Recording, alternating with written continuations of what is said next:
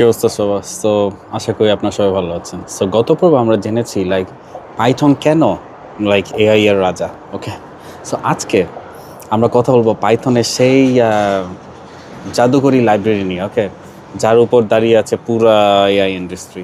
ওকে, যাকে আমরা বলি নামপাই নামপাই নামপাই। হ্যাঁ, অনেকবার মাথায় দিলাম যেন আপনারা এটা শিখেন, খুবই জরুরি জিনিস।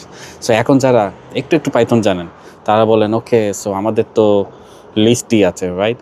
সো তাহলে আলাদা করে কেন নামপাই শেখা দরকার? উফ, আবার কেন এই নতুন প্যারা নিতে হবে? সো আজকে আমি আপনাদেরকে একটা রিয়েল লাইফ এক্সাম্পল দিব। ওকে, যা শুনলে আপনাদের মাথা নষ্ট হয়ে যেতে পারে। So be prepared. সো কেন লিস্ট আর নামপাইয়ের মধ্যে পার্থক্যটা এত বেশি? ওকে, এটার পার্থক্যটা অনেকটা এরকম যে একটা বাইসাইকেল আর একটা ফেরারি গাড়ির মতো। ওকে, সো চলেন আমরা সিক্রেটটা রিভিল করি। সো সহজ করে একটা আপনি দৃশ্য কল্পনা করেন। ধরেন আপনার কাছে 1 কোটি সংখ্যা আছে এবং আপনাকে বলা হলো সবগুলোকে মাত্র 2 দিয়ে গুণ করতে। আপনি যদি পাইথনে সাধারণ লিস্ট ব্যবহার করেন তাহলে পাইথন প্রত্যেকটা সংখ্যার কাছে আলাদা করে যাবে, রাইট? দেন সেটা ডেটা টাইপ চেক করবে, তারপর সে গুণ করবে। এছাড়া তো আর উপায় নেই, রাইট?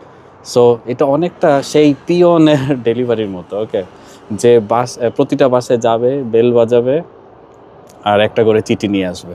সো এটা অনেক সময় লেগে যাবে।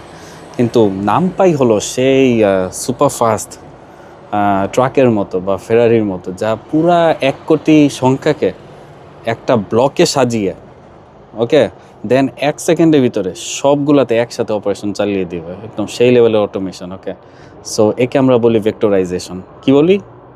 ভেক্টরাইজেশন। যদি মনে না থাকে আপনার নোট করে রাখতে পারেন। সো নামপাই কেন এতটা ফাস্ট? কারণ নামপাই পাইথনে চললেও তার ভিতরে যে ইঞ্জিনটা, ইয়েস ইয়েস, আমরা back to the super hero.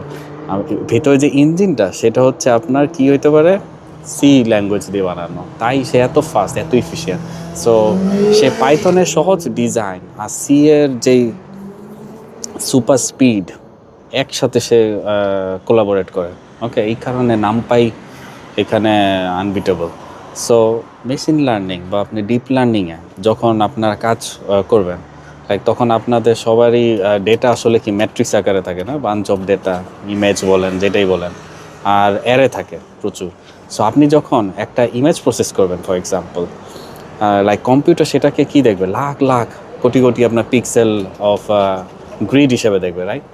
So এখন এই লাখ লাখ পিক্সেল নিয়ে যদি আপনি লিস্ট নিয়ে কাজ করতে চান, তাহলে তো হয়েছেই।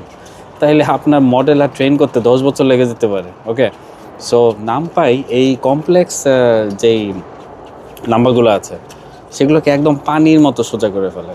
সোজা কথায় নামপাই না থাকলে আজকের এই মডার্ন এআই লাইক কখনো পসিবলই হইতো না। ওকে, সো সো আপনি যদি লাইক এআই এর ম্যাজিক দেখতে চান তবে নামপাই এর এরেকে আপনার বন্ধু বানাতে হবে। ওকে, সো পরের এপিসোডে আমরা আলাপ করব যে সেই লাইব্রেরি নিয়ে যেটা আপনার সবার হজবরল যেসব ডেটা আছে এগুলাকে সুন্দর একটা এক্সেল শিটের মতো সাজিয়ে ফেলে।